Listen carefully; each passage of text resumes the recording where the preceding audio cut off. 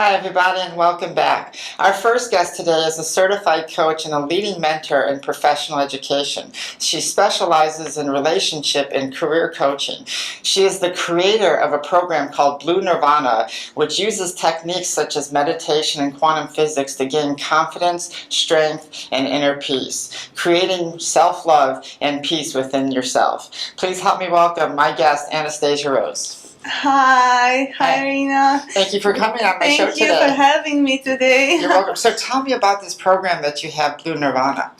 Well, I'd like to start with the reason why I created this program. Some time ago, I found myself in a very bad situation. I had to go through divorce with my husband, and dealing with this made me very insecure and heartbroken. But at the same time, it was a perfect time for me to start realizing that it's time for me to change something in my life. I started with practicing meditation. I studied quantum physics approaches, the law of attraction principles, mental science studies, transformational methods, and astronumerology. So all of this together combined helped me to get through this very hard time in my life and shift my life from negative to positive. This techniques and knowledge that I gained inspired me to create my Blue Nirvana method that I now have via e-course that people can just log in and get access to the program, to the guidance towards a better and more fulfilled and prosperous life. So positive feedbacks and results of my clients inspired me to do that. So, when our life falls apart, that always turns to chaos. We look at it, and a lot of us, we become victimized by our life challenges. We'll sit there and we have these structured ideas where we think, we're finally married, we have this, we have the husband, we have the wife, we're finally going to get the kids, the white picket fence, and then everything seems to fall apart for some of us.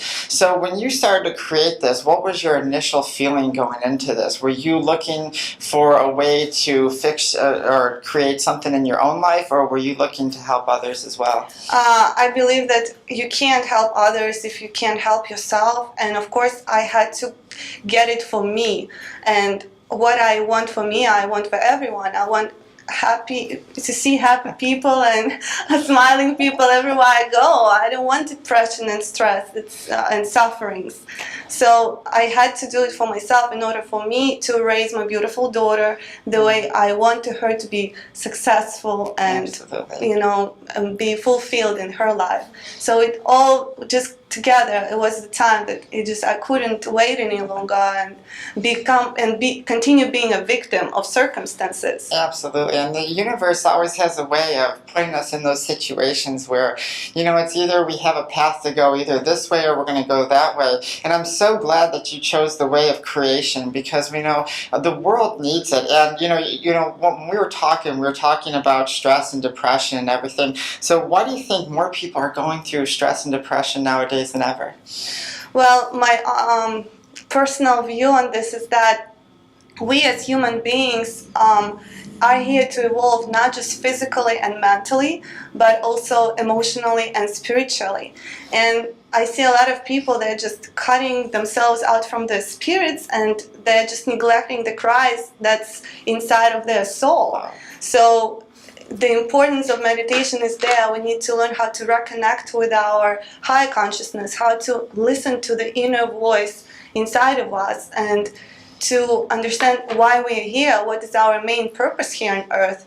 And instead of choosing quick remedies like substances and others, yes, we have to understand that this gives us only a temporary relief. It doesn't cure the main cause of the problem, and the main cause of the problem stays within us.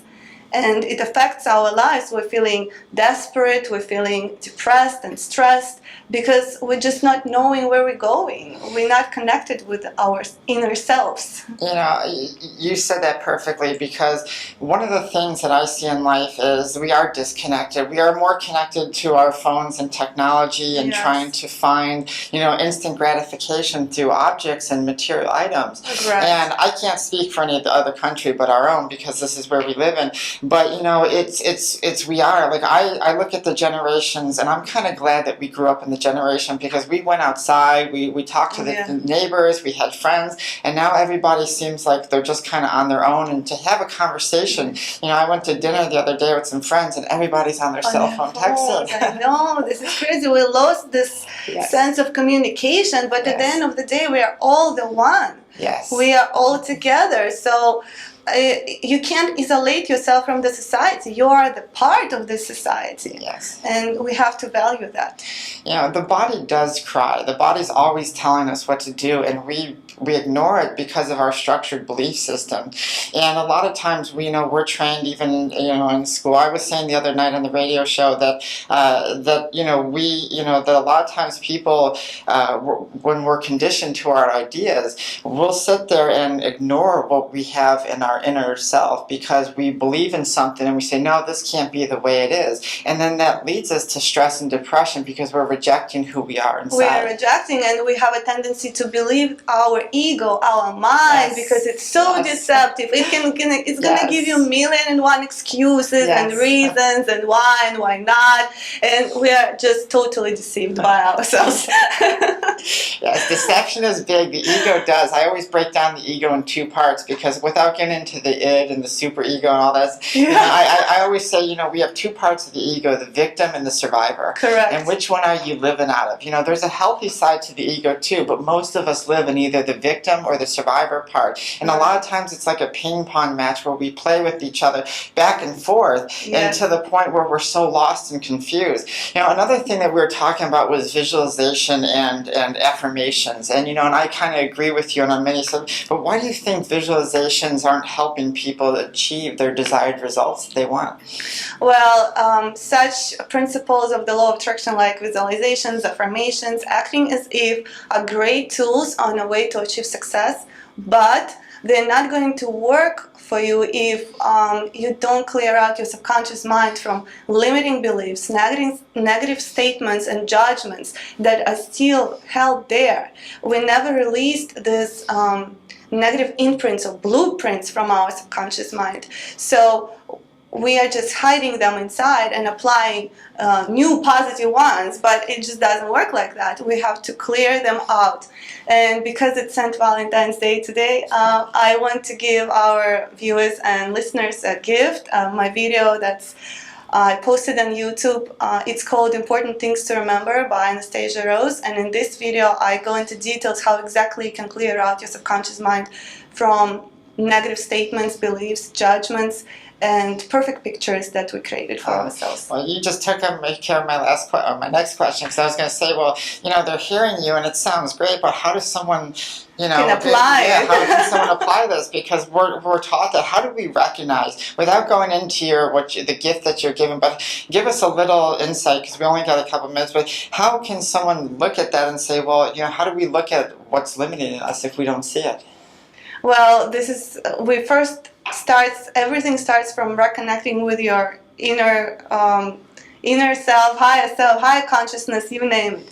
We need to ask the universe for guidance and to give us the way, give us the path we need to take. So all of these limiting beliefs and statements, they're just gonna come up while you're going through certain things in your life. You're gonna see them if you monitor your feelings and emotions. If you practice deliberate thinking, you're gonna find them. Sure. You're gonna get them out of you, and then there is a method how you can change these limiting beliefs, release them, cancel them. They're obsolete. You no longer need them. How do people get a hold of you? They can go to my website, www.bluenirvana.org. There's tons of information on my website. There's also a link to my Blue Nirvana Institute, and they can get all the free resources in order for them to shift their lives. Perfect. Thank you so much, Anastasia. You've been a wonderful joy on my show Thank you. today. All right, everybody, we will be right back after these messages.